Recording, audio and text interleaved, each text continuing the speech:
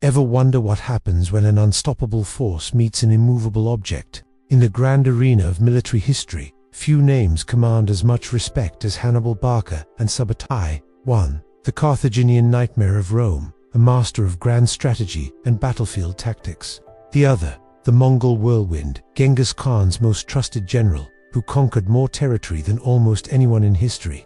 Today, we're diving deep into a hypothetical clash of these two titans. Who would emerge victorious? Let's break it down. First, let's meet our contenders.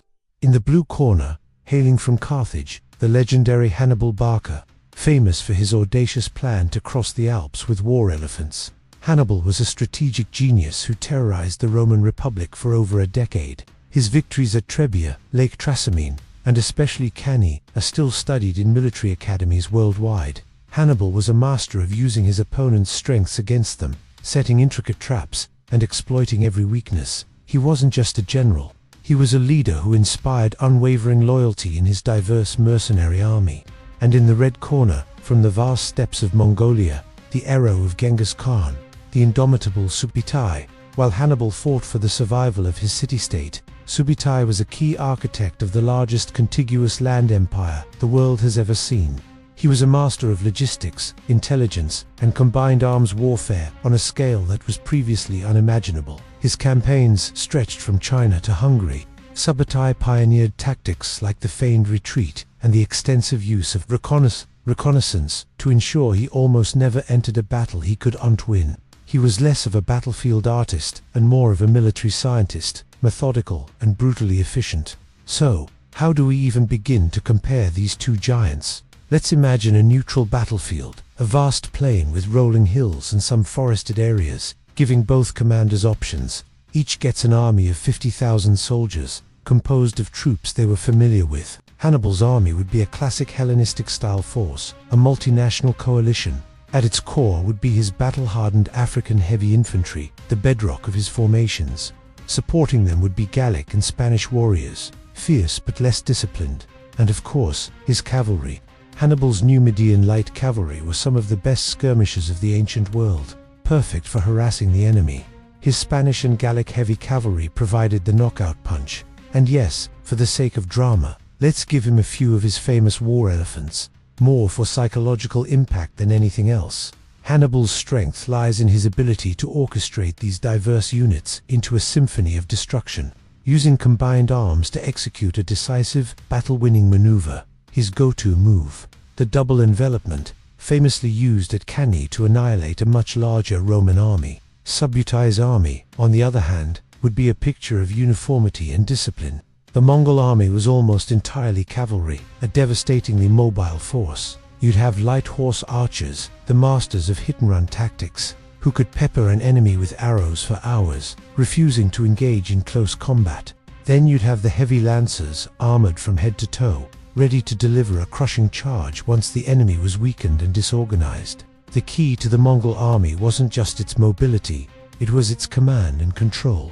Using a sophisticated system of flags, horns and messengers, Subutai could direct vast formations across miles of terrain with precision. His army was a single, cohesive weapon, a stark contrast to Hannibal's eclectic mix. So, the battle begins. How does it play out? Phase 1 would be all about intelligence. Subutai was a master of reconnaissance. His scouts, or caragul, would fan out for miles, mapping the terrain and observing Hannibal's every move. He would know the size, composition, and likely disposition of Hannibal's army long before Hannibal knew much about his existence. Subutai's first major advantage. While Hannibal was also skilled at using scouts, the sheer scale and systemization of Mongol reconnaissance was on another level.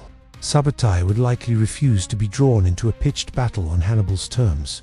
Hannibal, realizing he's facing a highly mobile, ranged-focused army, would need to force an engagement. He would probably try to bait Subutai, perhaps by feigning a weakness in his center or pretending to march on a strategic objective. He needs to get the Mongols to commit to a fight where his superior heavy infantry and cavalry can do their work. He would likely anchor his flanks on difficult terrain, like a river or a dense forest, to prevent the Mongols from simply riding around him. Subutai wouldn't take the bait. Instead, the Mongol horse archers would begin their deadly dance. They would swarm around Hannibal's army in their classic circular formations, the Tuluma, firing endless volleys of arrows. Hannibal's Numidian cavalry would be sent out to counter them, but they'd be outnumbered and facing opponents who were masters of this kind of warfare. The Mongol horse archers would simply skirmish, retreat, and continue their assault from a safe distance. The elephants. They might cause some initial panic among the Mongol horses, but Subutai's men were trained to deal with strange new threats. They would likely target the mahouts, the drivers, with concentrated arrow fire, or used loud noises and flaming arrows to spook the beasts, turning them back into Hannibal's own lines. Historically, Mongols were very good at neutralizing wonder weapons. As Hannibal's army takes casualties and grows frustrated, Subutai would look for an opening. This is where Hannibal's genius might shine. Knowing he's being worn down, he might execute a daring maneuver, perhaps a feigned retreat of his own, not the entire army, but a specific wing, hoping to draw in the Mongol heavy cavalry. If the Mongol lancers charge, thinking they have a breakthrough, they would be met by Hannibal's hidden reserve of African infantry, and a countercharge from his own heavy cavalry. This is Hannibal's chance, his moment to turn the tide in a whirlwind of close-quarters combat. But this is where we have to respect Subutai's discipline. A Mongol commander would be very unlikely to fall for such a classic trap without proper reconnaissance. Subutai's operational doctrine was based on minimizing risk. He would likely use the feigned retreat himself.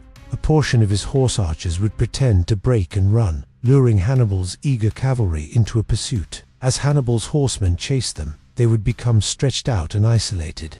And suddenly, fresh Mongol reserves would appear on their flanks, enveloping and destroying them. This was the Mongol bread and butter. With Hannibal's cavalry advantage neutralized, his army would be in dire straits. His infantry would be a static target for the endless Mongol arrows. Morale would plummet, supplies would dwindle. Subutai wouldn't need a single glorious Cannae-style battle. He would win through 1,000 cuts. He would encircle Hannibal's army, cut off its supply lines, and systematically dismantle it piece by piece over days, not hours. The Mongol art of war was as much about logistics and campaign strategy as it was about battlefield tactics. So, in this hypothetical showdown, the victory has to go to Subutai. This isn't a knock on Hannibal's genius. Hannibal was arguably the greater battlefield tactician, a master of winning a single, decisive engagement. If he could force Subutai into his kind of fight, he'd have a very good chance. But Subutai was a master of a different, and perhaps more comprehensive, form of warfare. His focus on intelligence, logistics, mobility, and psychological warfare on a massive scale gives him the edge. He wouldn't play Hannibal's game. He would change the rules of the entire contest. Hannibal was a supreme artist of battle. Subutai was a cold, calculating scientist of war. And in a contest across a wide-open campaign, the methodical, systematic approach of the Mongol general would likely grind down and ultimately defeat the brilliant, but more limited Carthaginian. It's a fascinating matchup of styles, but Subutai's system of warfare was arguably a revolutionary step forward, perfectly designed to counter the kind of army Hannibal commanded. What do you think? Did I get it right? Could Hannibal's tactical brilliance overcome the Mongol horde? Let me know your thoughts in the comments below. It's always fun to debate these who-would-win scenarios. Thanks for watching, and if you enjoyed diving into military history like this, make sure to like and subscribe for more. See you next time.